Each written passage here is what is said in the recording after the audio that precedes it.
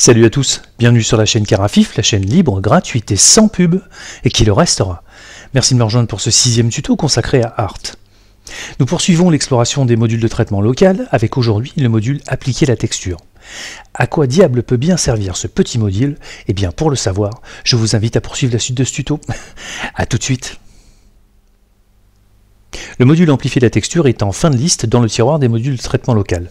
C'est un module finalement très simple à utiliser, mais Amplifier la texture est une appellation qui peut parler à certains, mais ne pas du tout parler à d'autres. Sachez en gros, pour celles et ceux qui sont originaires de Lightroom par exemple, que ce module va aller du curseur de clarté en quelque sorte, jusqu'à, pour les utilisateurs de Luminance HDR ou de certains modules de tone mapping de Darktable, jusqu'à des modules de tone mapping comme Drago ou Reinhardt. Donc un booster de détails, un booster de texture qui va faire ressortir dans votre image, dans la totalité ou une partie de votre image, des détails. Comme d'habitude avec ce genre de module, il faut être très prudent et très progressif, au risque de se retrouver avec des résultats trop tranchés, trop artificiels. Nous allons le voir dans un instant, il va falloir doucement y aller sur les curseurs. Cependant, ce petit module va vous rendre de tas de services pour rehausser les détails de votre image, voire de certains détails d'entre elles. Vous allez le voir, il est spectaculaire, et nous allons maintenant observer comment se comportent les curseurs et surtout à quoi ils servent. A tout de suite. Amplifier la texture se retrouve dans le traitement local, donc forcément lorsque vous le déroulez, vous trouvez votre fenêtre des instances masques qu'on ne présente plus maintenant, puis vous trouvez trois curseurs, le curseur de force, d'arrêt des bords et d'échelle. Le curseur de force se passe de commentaires, c'est un robinet de puissance, si vous le poussez vers la droite, le réglage est plus fort, si vous le poussez vers la gauche, le réglage l'est moins. L'arrêt des bords, lui, est un curseur de cible, c'est lui qui va aller chercher le niveau de détail ciblé, et qui vont être poussés par le curseur de force. Donc le curseur d'arrêt des bords est à utiliser là encore avec parcimonie. Le curseur d'échelle, lui, va déterminer à partir des arrêts des bords de quelle manière ceux-ci vont s'étendre, en gros de quelle manière ceux-ci vont baver. Vous allez le voir dans quelques petites démonstrations tout au long de ce tuto. Mes premières observations, lorsque j'active le module Amplifier la texture, regardez, je suis à 0,50, regardez ce qu'il se produit sur mon image. Clic. Instantanément, la totalité des détails est boostée. Regardez le détail des cheveux, la veine des bois de ces petites palissades, les herbes hautes, tout ressort. La texture de cette veste jaune, c'est incroyable. Tout est poussé, tout est détaillé beaucoup plus que sur l'image d'origine. Je vais faire un petit avant-après, regardez. Avant, regardez ces palissades complètement délavées, ici et là. Après. On voit toutes les veines du bois, tous les petits ressorts, toute la texture, bref, ce module est d'une efficacité redoutable. Attention tout de même, nous sommes à 0,50 et selon moi, cette valeur est déjà trop élevée, surtout pour les visages. Donc nous reparlerons finesse et détails un petit peu plus loin dans ce tuto. Mais pour le moment, nous allons triturer les curseurs dans tous les sens pour voir comment ils se comportent. Petite observation et premier test, je suis à 0,50, je vais passer à 2. 2, c'est pas beaucoup, regardez, hop. C'est horrible, je me retrouve exactement dans la même situation que si j'avais raté un tone mapping HDR dans Luminance HDR avec un Drago ou un Reinhardt par exemple. Vous voyez, nous sommes sur un truc complètement surréaliste, c'est absolument inacceptable. Mais ce petit test nous permet de nous rendre compte que ce curseur de force va en gros de la clarté type Lightroom jusqu'à un tone mapping HDR très violent, comme on pourrait le trouver dans Luminance HDR avec Reinhardt ou Drago par exemple. Et vous avez donc devant vos yeux toute l'amplitude de ce curseur de force et surtout, vous vous rendez compte de toute la gravité de ce que peut provoquer sur votre image certains réglages un peu trop puissants. Donc allez-y doucement sur les curseurs, non seulement de force, mais aussi d'arrêt des bords et d'échelle. Je reviens sur ma valeur d'origine et nous allons nous livrer une petite observation. Vous voyez que nous sommes passés de 2 à 0,50, notre réglage A2 était absolument innommable, nous sommes revenus à une valeur de 0,50 que je trouvais déjà assez élevée, et vous voyez que notre œil s'est déjà habitué au niveau de détail.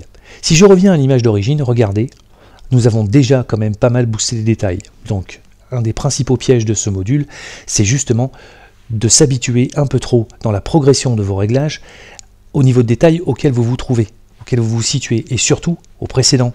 Donc n'hésitez pas à faire des allers-retours et aller finement au risque de vous retrouver piégé par vos propres réglages. Je rallume le module Amplifier la texture et cette fois-ci, nous allons pousser un petit peu la force, histoire de mieux démontrer l'arrêt des bords. Voilà. Et nous allons pousser notre arrêt des bords. D'abord, nous allons le couper. Regardez. Vous voyez que la finesse des détails étant moins importante, nous nous retrouvons avec une image un peu plus délavée, donc avec moins de contraste. Et nous allons pousser notre curseur d'arrêt des bords petit à petit et voir comment il se comporte. Je pousse, je pousse, je pousse. Et vous voyez que petit à petit, on le voit dans les cheveux, les détails commencent à ressortir, nos palissades commencent à chanter. Là, c'est sur le visage, les détails de la peau, les cheveux chantent encore un peu plus. Là, nous nous retrouvons avec des détails de plus en plus grossiers et je vais m'arrêter là. Regardez dans la périphérie de l'œil, les contours du nez, les contours de la bouche, aux commissures. Vous voyez que toutes les zones d'ombre commencent à rentrer dans un niveau de bord identifié par le curseur. Et donc, ces niveaux de détail s'élargissent. Il faut donc faire très attention. Si vous voulez des détails beaucoup plus fins, vous vous rapprocherez de la partie basse du curseur d'arrêt des bords, tandis que si vous voulez être plus large dans vos niveaux de détail, vous irez un petit peu plus haut dans l'arrêt des bords. Attention tout de même, si vous le poussez trop, vous voyez qu'au bout d'un moment, il ne sait plus où il se trouve, car lorsqu'une image est riche en détails, comme c'est le cas, il va chercher un petit peu partout et on voit un arrêt des bords complètement tranché. Ce n'est plus du tout acceptable. Donc, comme son petit cousin le curseur de force, ce n'est pas un curseur à pousser dans ses retranchements, ni dans un sens, ni dans l'autre. Je vais revenir aux valeurs de 1,40, hop, qui est sa valeur d'origine. Je suis à 0,86, regardez mon curseur d'échelle maintenant. Je vais me rapprocher un petit peu, je vais le pousser, hop, progressivement. Regardez surtout sur le visage, vous voyez que il va déterminer où se situe l'arrêt des bords et il va en quelque sorte laisser un peu plus de champ à cela pour s'étaler. Vous voyez que je n'ai pas changé mon niveau de détail, j'ai juste changé l'échelle de ce niveau de détail, donc en quelque sorte la manière dont il s'étale. Regardez, si je repasse aux valeurs de 1 d'origine, hop, vous voyez que nous sommes plus serrés et nous revenons sur la taille plus spécifique de l'arrêt des bords tel qu'il a été déterminé. Maintenant que nous savons en gros comment fonctionne ce module et maintenant que nous savons en gros surtout ce qu'il ne faut pas faire, nous allons nous livrer à quelques petites retouches plus correctes, plus raisonnables sur d'autres images.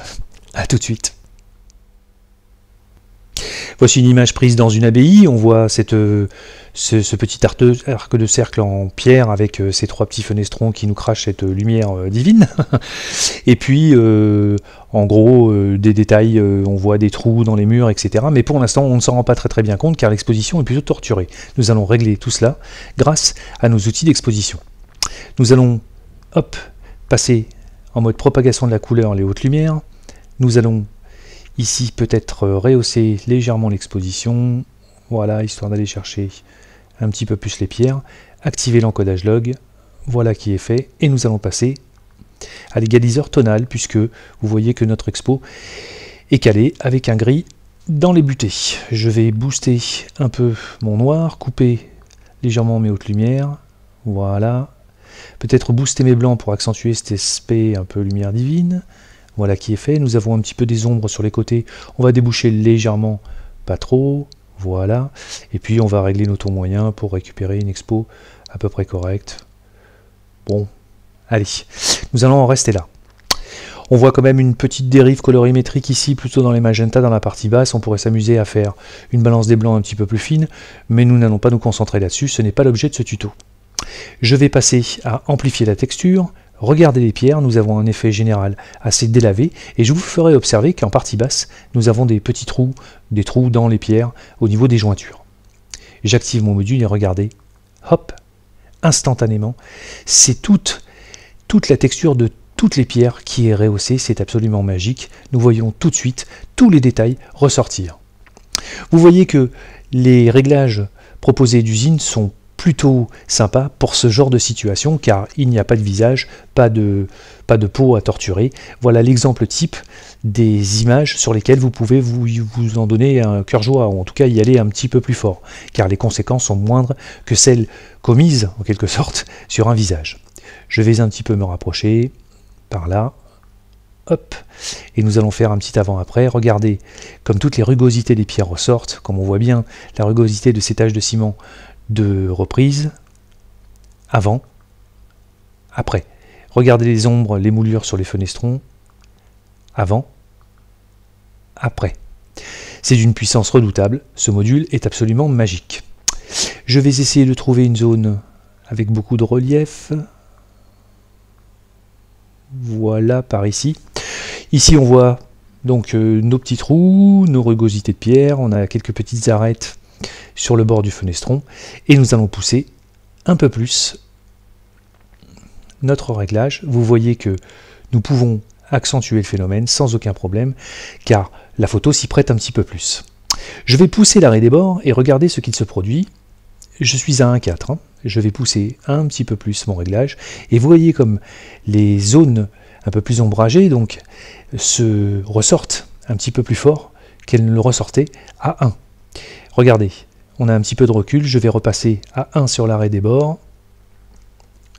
Hop, vous voyez, notre niveau de détail, lorsqu'on augmente les arrêts des bords, a tendance à s'élargir et donc à venir chercher des zones plus sombres et à trancher ce que l'on voyait sur le mur, c'est-à-dire ces petits trous.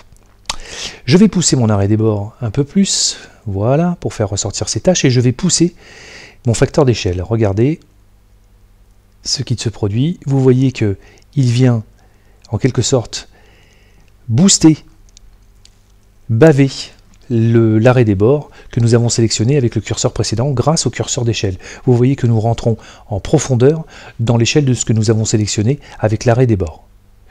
Je vais donc revenir aux valeurs d'usine, 0,40, 1,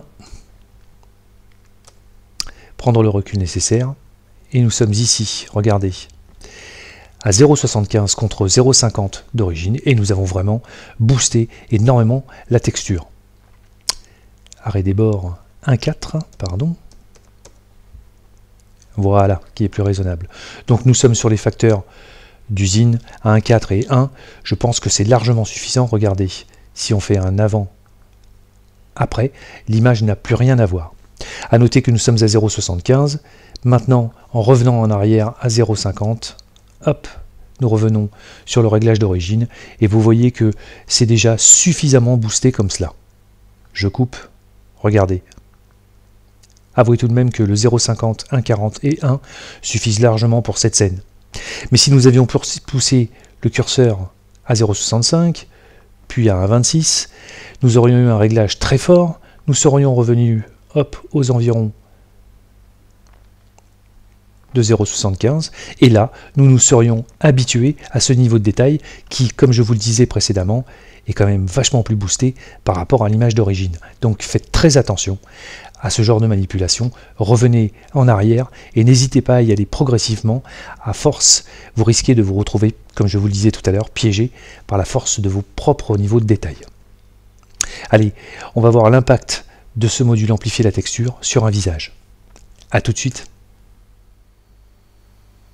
Bien que ce module amplifier la texture soit en quelque sorte l'antithèse d'un traitement sur un visage, il n'en demeure pas moins que l'on peut s'en servir dans certaines situations, notamment lorsque vous photographiez ce que l'on appelle vulgairement des gueules, c'est-à-dire des visages burinés par la vie avec des rides très importantes, des visages très marqués. Certains photographes s'amusent à accentuer les détails pour dramatiser les portraits, les rendre plus forts et donner plus de peps à ces visages. Sur cette image qui est déjà très nette, vous voyez avec tous les détails de peau qui ressortent, si nous activons l'amplification de texture avec les valeurs d'usine, voilà ce que cela donne. Hop, quelque chose de trop boosté.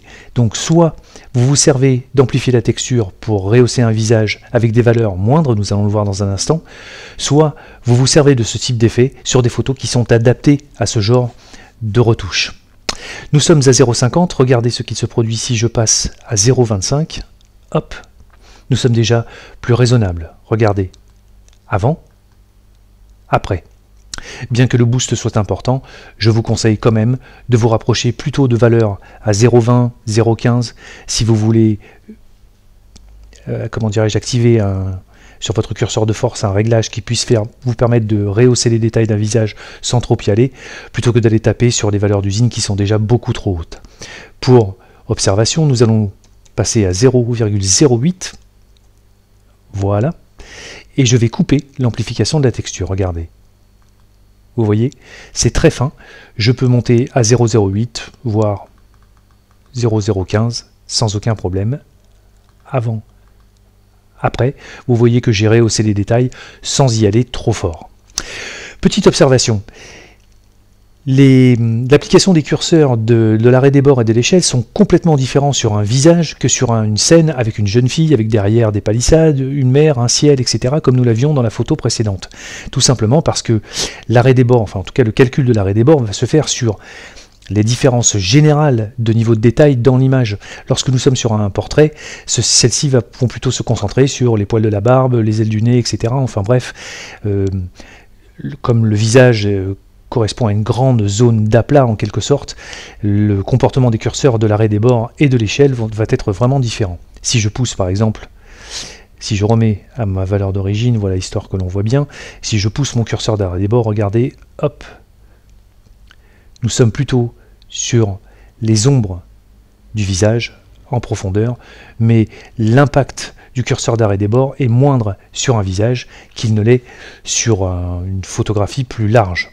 Si je reviens à des valeurs hop, un peu plus raisonnables et que je pousse mon curseur d'échelle de la même manière, vous voyez que nous sommes plutôt sur les différences de luminosité, bien que nous boostons les textures, le comportement même des curseurs par rapport à une image plus générale est différente sur un visage que sur une image d'une personne dans un paysage par exemple.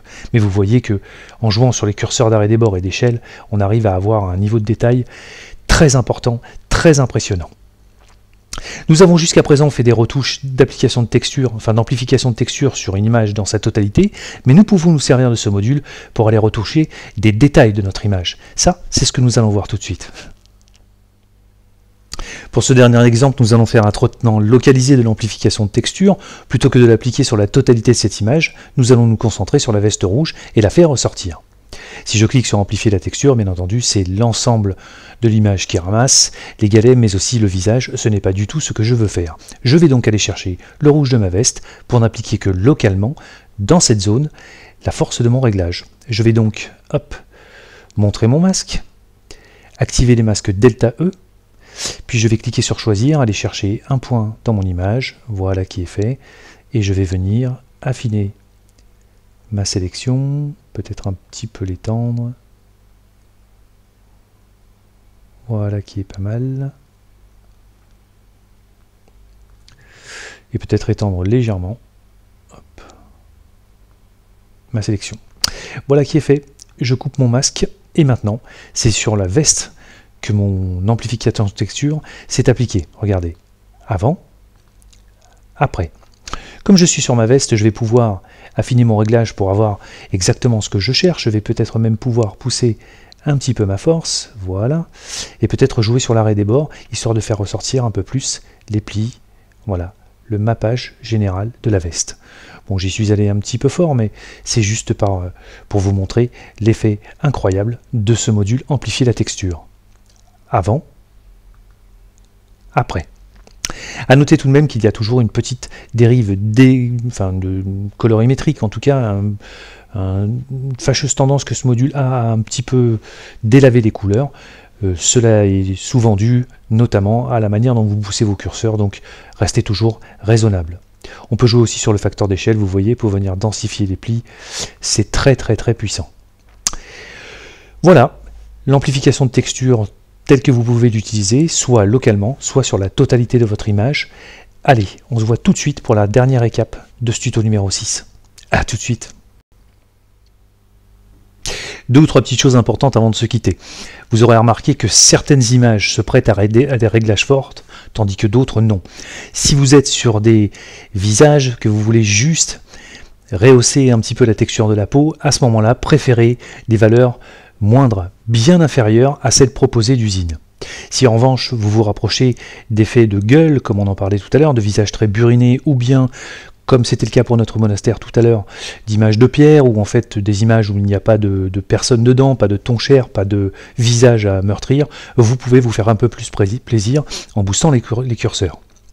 A noter aussi que ce module a une tendance à décolorer les images, mais ce n'est pas grave. Par exemple, sur cette photographie, on pourrait très bien passer par l'égaliseur TSL, soit en diminuant la luminosité sur le rouge, soit en augmentant la saturation. On peut le prendre de deux manières différentes. Je peux prendre par exemple, hop, la luminance, venir chercher mon rouge qui se situe à peu près par là, donc, et baisser la luminance pour venir récupérer la profondeur de mon rouge, vous voyez, ou bien encore aller chercher la courbe de saturation et cette fois-ci non pas baisser mais augmenter la saturation pour venir chercher mon rouge que j'ai un petit peu perdu. Vous voyez qu'il y existe toujours des combines pour se récupérer grâce aux outils puissants que vous propose Art. Je vous remercie beaucoup d'avoir suivi ce tuto numéro 6, je vous dis à très bientôt pour de nouvelles aventures sur la chaîne Carafif, et comme d'hab, vous le savez maintenant, c'est bon pour le référencement. Abonnez-vous, visionnez et surtout partagez afin que ces vidéos profitent au plus grand nombre. A bientôt, salut, bye bye.